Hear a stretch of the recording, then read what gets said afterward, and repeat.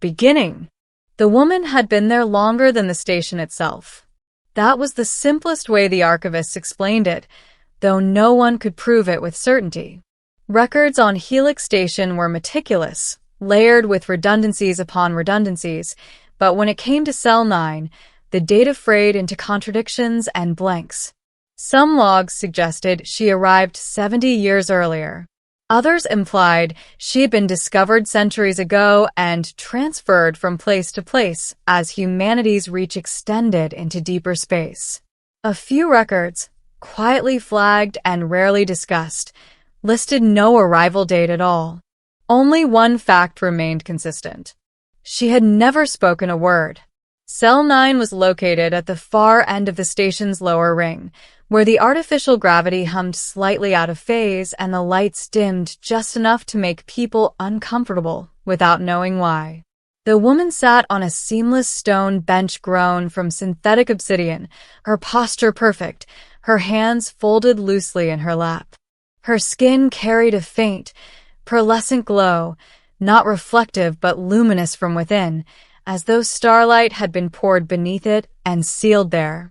Her eyes were open, dark and endless, reflecting not the room, but something far deeper. She did not move. She did not blink. She did not breathe. And yet, every sensor confirmed the same impossible truth. She was alive. In the early years, the station's best minds had tried everything. Linguists ran thousands of speech models in every known human language, and hundreds of reconstructed alien ones. Psychics and neural empaths attempted contact through thought alone, only to emerge shaken and silent, unable to articulate what they had sensed. Engineers built devices designed to translate intent directly into meaning, bypassing speech entirely. Nothing worked. The woman never reacted. Eventually, funding was redirected. Curiosity gave way to resignation. Cell 9 became a duty rotation, something assigned to junior researchers, analysts who needed quiet shifts, or personnel being quietly sidelined. She was classified as a non-hostile xenoform of unknown origin, kept alive more out of institutional inertia than hope. The staff stopped trying to speak to her. They stopped seeing her. Until Elias Verne arrived on Helix Station. Middle. Elias did not belong on Helix. At least, that was what he told himself as the transport shuttle docked and the red dwarf star filled the viewport, bleeding dull crimson light across the station's hull. He had been a field specialist once, trained for first-contact scenarios, cognitive diplomacy, and high-risk exploration missions. He thrived in uncertainty, or at least he had before Callisto. No one said his name during the inquiry. They didn't need to. The footage spoke for itself. The delay in issuing the evacuation order, the moment of hesitation while Elias weighed incomplete data, the catastrophic chain reaction that followed. 37 lives lost. All preventable, according to the board. They cleared him of criminal negligence. They reassigned him anyway. Helix Station was where careers went quiet. On his first day, his supervisor barely looked up from her console as she slid his assignment slate across the desk. Cognitive anomalies, she said. Observation duty. Cell 9. Elias frowned. What's in Cell 9? She hesitated, just briefly. Someone who doesn't talk, she said. Don't expect a breakthrough. The first time Elias entered Cell 9, he felt the silence press against him like a physical force. The air was still, unnaturally so, as if sound itself had learned to avoid the room. The woman sat exactly as described, unchanged from the images he'd reviewed. No restraints. No visible containment fields. Just her and the bench, occupying the space as if they had grown there together. He stood by the door for a long time. She did not acknowledge him. Hello, he said finally, his voice echoing strangely. My name is Elias Verne. Nothing. He pulled a chair from the wall and placed it several feet away, as protocol suggested. He sat, activated his recorder, and began reading from the slate. Vitals stable. No movement. No response. After 10 minutes, he shut the recorder off. The silence felt wrong. Not empty, but dense. Charged. Against protocol, he stood, moved the chair closer, and sat beside her instead of across from her. "I don't know why you're here," he said quietly. "I don't know if you even understand me. But I'm going to be here for a while." She did not move. But Elias felt something ease inside his chest, as though a weight he hadn't realized he was carrying had shifted. Days passed. Then weeks. Elias continued to sit beside her, sometimes speaking, sometimes not. He talked about trivial things at first. The station's recycled water tasting faintly of copper, the way Helix's artificial dawn always came 10 seconds too early.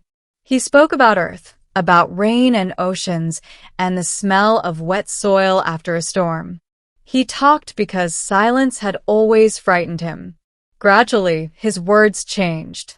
He spoke of Callisto, of the decision that haunted him, of how being careful had felt like the right choice, until it wasn't, of the faces that visited him in dreams, not accusing, just waiting. "I thought leadership meant certainty," he said one day, staring at his hands. "But maybe it just means staying when things are hard." For the first time, something changed. The woman's eyes shifted. Not much. Just enough that Elias noticed. He stopped breathing. She didn't look at him. Not exactly, but the depth behind her gaze seemed to sharpen, focusing. Elias felt a strange warmth spread through the room, like sunlight filtered through deep water. He left Cell 9 that day shaken, but something had been awakened. From then on, the station noticed anomalies. Energy readings spiked subtly whenever Elias entered Cell 9. Instruments detected fluctuations in space-time curvature so minor they were almost dismissed as noise. Almost. Elias, however, felt it immediately, a gentle pressure, like the room itself leaning in to listen. He changed how he spoke. He stopped filling every silence. He began to wait. Sometimes, when he paused, the stillness felt expectant, as if something ancient was considering him. One day, without thinking, he asked, "Did you choose to be silent?" The question seemed to echo endlessly. Her hand moved. Just a fraction of an inch. Elias's heart thundered. Days later, she moved again, this time turning her palm upward, open. Elias hovered his hand above hers, afraid to touch. The space between them vibrated with energy, and suddenly his mind flooded with images not his own. Galaxies spinning into being, civilizations blooming and burning out, beings of light and thought choosing observation over intervention. He wept openly. "You've been watching us," he whispered. Her fingers closed around his hand. Security intervened when the alarm sounded. Cell 9 erupted with cascading energy waves, lights flickering, gravity fluctuating. Armed personnel stormed in, shouting orders, weapons trained on the woman as she rose for the first time. She stood tall, her presence bending the air around her, reality itself seeming to soften in deference. Elias stepped in front of her without thinking. "She's not dangerous," he shouted. When she spoke, the sound came from everywhere at once, layered with resonance and age.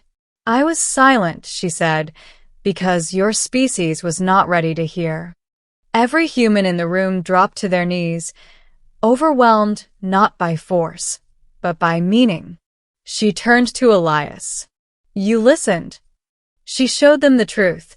Her kind were not gods, not conquerors, but custodians, ancient observers guiding young civilizations only when silence became cruelty.